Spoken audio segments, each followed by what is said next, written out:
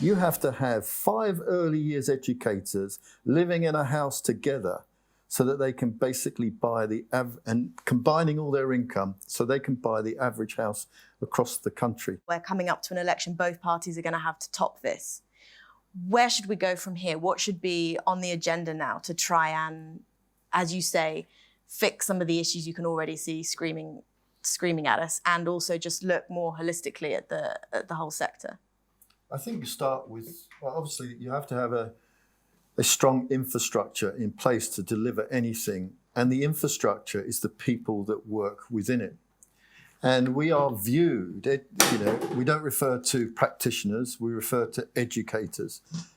Because if you don't fix the recruitment and retention crisis, then nothing will happen.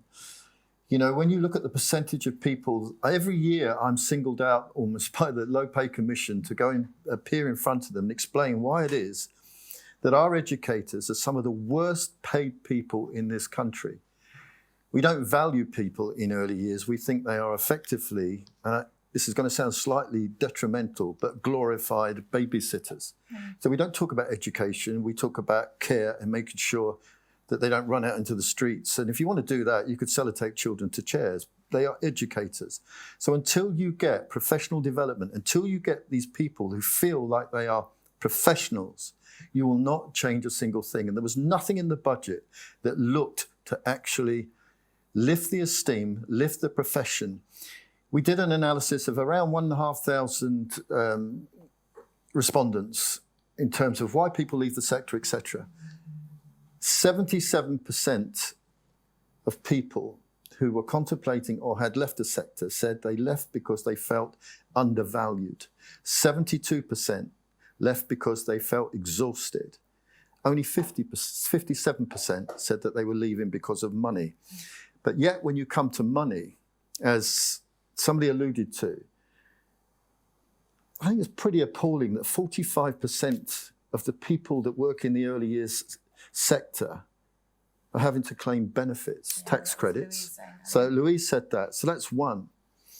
Secondly, if you look at the ability to obtain a mortgage, for example, the average property price across the country in February was about 294,000. You have to have 5 early years educators living in a house together so that they can basically buy and combining all their income so they can buy the average house across the country.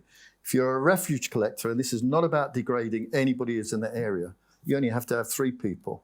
If you're a post person, you only have to have 2.5 people. That's where we place early education. So until you recognize that this is a profession, it's hard to see that anything will change. And education does not start when a child walks through the school gates. And that's what we think happens in this country. So your big focus for the next step will be to focus on the practitioners, not just in terms of pay, but in terms of how they are valued and the rhetoric around how they are valued. It would be treat them as if they are teachers, and they are teachers. Treat them as if they are shaping our future generations. Thanks for watching that clip. If you'd like to see the full interview, just click here. Don't forget to subscribe, and if you'd like to join us live in the newsroom, head to tortoisemedia.com/book.